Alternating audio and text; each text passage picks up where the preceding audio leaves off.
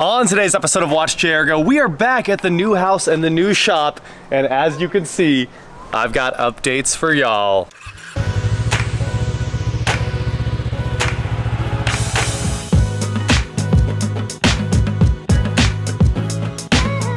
What is going on, guys? I am WatchJRGo, and today, like I said, updates. And the updates are the concrete. It's done, at least the first part of it. Now, I'm getting a phone call. A few minutes later. We have a sidewalk over to the door with the rounded corner that I wanted over here. We got a little radius going on so that that can join the yard and look nice. We're about to paint the entire building so it won't look old and dreary anymore. First, I need to section in some new boards here, some new 2x12s. I got to clean all that up, make sure all that wood's nice and fresh. We built a valley right here because there's going to be a lot of water coming down the driveway. So we put nice little valley, and it grades down, I think it's 1.5 inches lower over there than it is right here. So tons of drainage to help push water this way. And over here, I've got my trailer parking zone. So this is 10 by 60. Oh, that's interesting right there. This tree just fell down and halfway crushed my gutter. Well, good thing nothing broke. I'll get up there with the chainsaw and cut this up, I guess, and bend my, there's like a strap loop. Oh, it's the guttering holders pop loose. Well, fun. All right, there's always more work to be done, of course. Look at that. This thing is pretty big. Win some, you lose some. That's life right there. There's always something new to do too. So anyway, we got trailer parking. This grades down. It grades down and out. You can see we did a pretty good grade away from the building to make sure any water coming down goes away from the building. My whole goal here. And we put a lot of thought into the drainage, trying to get all the water to go that way and down. That's where it needs to go. And over here, inside the shop, let's go inside. So there's no real new developments inside, but I gotta show it to you. There's some dirt on my lock. And in the shop, I can show you, we've got air conditioners! So $4 more thousand in mini splits, and I am pumped. These, of course, are the same ductless air, low ambient, negative 14 degree Fahrenheit. So well below freezing heat pump systems. These are 2 tons each. So we figured 4 tons should be enough for a 60 by 40. I think it's about exactly the number we needed. And the concrete guys are coming back. They said the truck shorted them on concrete, so they're going to go ahead and form up my air conditioner pads over here on this side of the building, and then pour those, and I'll set some ACs and get these out of the shop and ready to rock. So I am super pumped to get heat and air in here, although I will say it's freezing outside. This is like the coldest day in a long time. It's I think it's 50 right now, and they're saying it's gonna be 20 in the morning. 20, well below freezing. Shop feels great. No air coming in, insulation doing its job. Unfortunately, I think this is the week that they're gonna come respray the back wall and fix all the spray foam, and then it's gotta get painted again. And that part still breaks my heart a little bit, but hey, we'll have air conditioning, we'll have the toolbox. Toolbox might even be coming today. We might go get it right now. So that is the update in the shop. I've got more updates on the rest of the house. So there was quite the mixed bag in the comments when I showed you guys the cable and what was going on outside over here with the like RG6, RG59 that was going through the 220 air conditioner power coming out of the house. That right there is what I'm talking about. This is the old cable drop from the pole, and it followed the disconnect into the house, which was pure insanity. Well, look at that. We've got the new Cox D-Mark box mounted on the outside of the house here, and it's all set up, grounded on AT&T's ground rod over here. I need to come in here, pull this screw back off, delete this. This is the old ground wire to the old D-Mark box, but that's all cleaned up, and we have a brand new drop all the way from the pole. Some people were like, you can't touch the pole, you can't go up there. And I was like, bro, I got a scissor lift. I'll drive up there, screw that cable on, and it will work. And a bunch of people were like, yeah, obviously that'll work. And everyone else was like, you have to have the tech out. Well, luckily he was coming out and it was free. But now we're all hooked up. and we've got a brand new drop, and it's pretty clean. We'll get back to the new house and the new shop in just a moment, but first I need to take a second to tell you about the sponsor of today's video, Factor. Now, if you're anything like me, you're always busy. Building houses, working in the shop, doing whatever it is you want to do, and you don't have a lot of time to go make meals. Well, Factor takes the guesswork and the legwork out of that for you. I love Factor because I can skip the extra trip to the grocery store and the chopping, prepping, cleanup, all of the cooking process. Factor delivers fresh, never frozen meals that are ready in just 2 minutes. Factor tastes great and helps support my health and wellness goals. Factor meals are designed by chefs or dietitians, so they're not only delicious, they're also nutritious. You can choose from over 34 fresh, never frozen, flavor-packed meals. Now this is the 3-bean chili, which I haven't tried yet, but I just finished the sun-dried tomato chicken, and it was amazing. I can't tell you enough how good that was. So delicious meals, ready to go in 2 minutes. Throw them in the microwave. They show up on your doorstep. Like, how can you beat that? You don't have to go out to eat. You don't have to wait at any drive-through lines. You don't have to sit down and wait on a,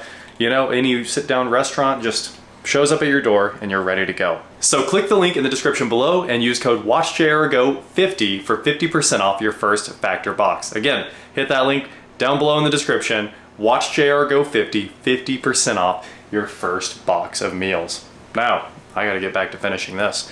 And we have to get back to the new house and the new shop. So thank you, Factor, for sponsoring today's video and continuing to support automotive creators like me. The guy from Cox was mad when I was like, I was just gonna go reconnect it. I'll make it work. You can't. I was like, yes, I can. Anyway, it's all done. It's all cleaned up. He didn't have any Tapcons to attach the wires to the house. I know it's not perfectly neat yet, so he's zip tied to the old wire. I'm gonna cut out the old wire. I told him just leave it alone. I'll get the Tapcons, I'll get it mounted, and we'll get the wrapped up so it looks right and the wire goes down the house in a straight line. But there's a lot of stuff out here I need to clean up, a bunch of ground wire and junk, so I'm gonna pick all that up. And at the end of the day, all that actually matters here is that we do have internet now, so we're making some progress. There's a bunch of trash out here, and I need to go get a screwdriver, get that other ground wire out. So we've got internet, we've got concrete. I really wanted to shoot the concrete process, but unfortunately, I was of course working on the VW, and I had to be there because you guys had to see that before, seeing the concrete. There's plenty more concrete to go. We will be doing a lot more. Oh yeah, I need to get back outside and cut up that tree. I should be working inside the house here, but I should also be getting that tree off the house. So let's go. Wrong tool for the job, but my sawzall's at the lake.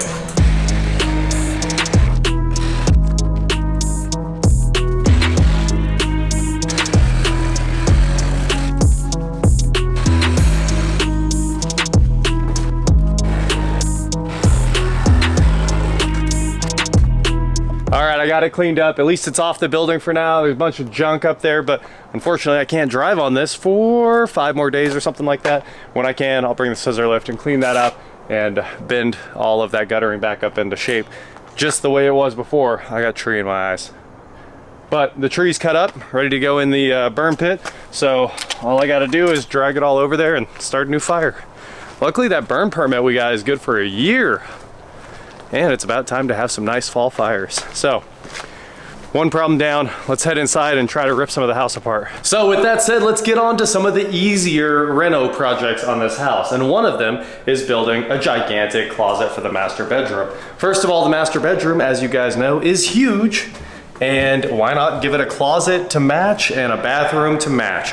The new trend in houses obviously is huge masters with huge bathrooms and those nice big walk-in closets. This one has a walk-in closet, but it's not a nice big, it's a nice standard.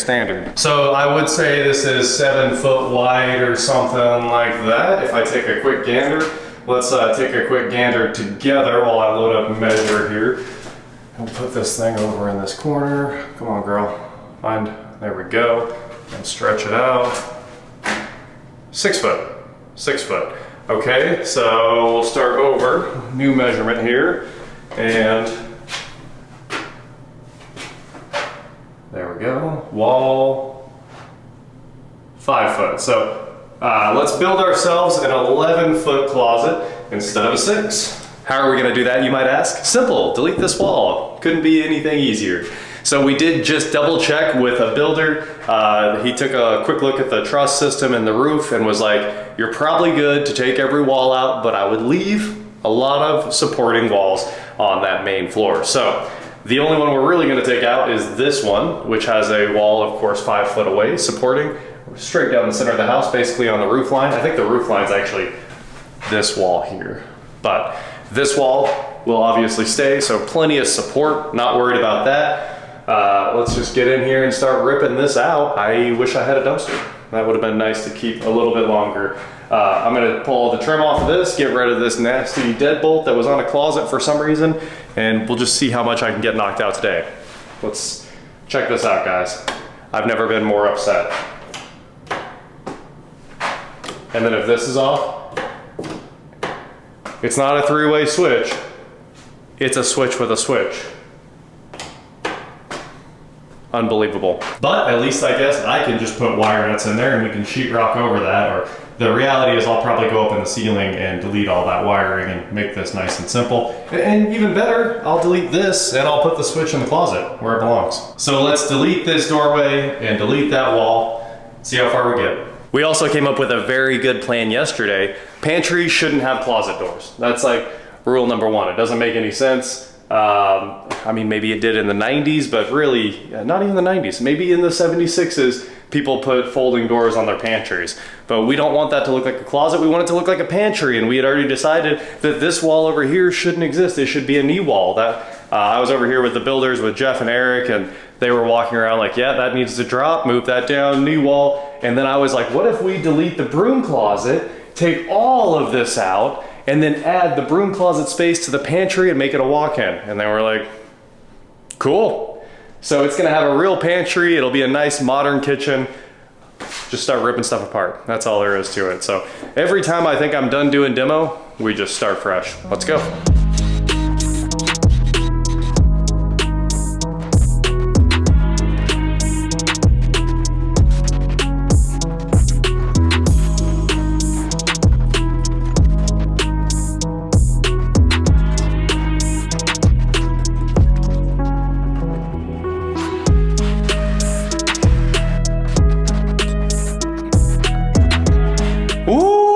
One door deleted, ready to be framed in, patch some sheetrock on, and look at that. It's a finished room. All we got to do over here is get this wall out. So onto the wall we go. Now that I finally got a hammer here and I'm not worried about this sheetrock, we can rip this shelf down and throw a hammer through it. So let's do the fun part where you get to destroy a little bit of sheetrock. I want to take it out in sheets, but also I want to break it.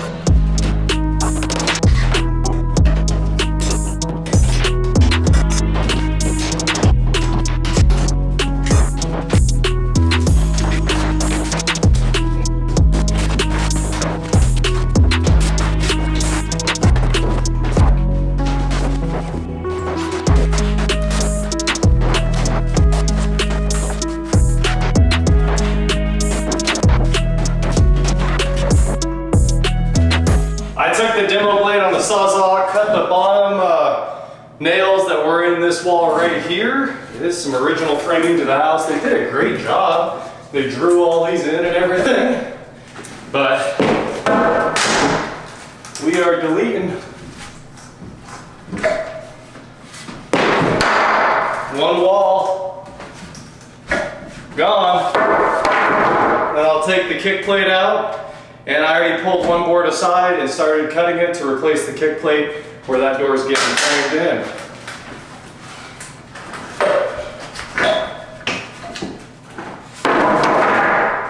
Whew! That is a big closet. I'm pumped about this. Just need to pull that board down. Do a little more cleanup. You know, personally, I think it should only take about 10 minutes to demo a room, but I've been here for like 2 hours.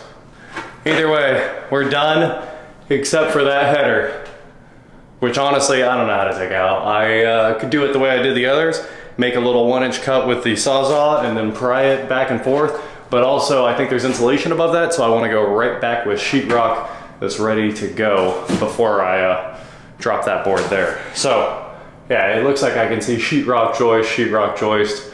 So let's get all that properly done. and not just drop it. But there you go. New closet. I told Eric a few minutes ago, let's get one of these small rooms done. So part of the house we can actually say is finished. I said, let's get this door down, get this wall in, and get the floors and the shelving in that closet and be like, eh. Then we're 10% instead of just sitting at 0% for a long time while we keep demoing things, especially this. All these two walls, all this, that's all gotta come down, and then we're gonna move this walkway over here. Same size, because it's like 6 foot. I think it's 6 foot, you guys are there. About 6 foot. I guess that's my wingspan, 5 or 6. And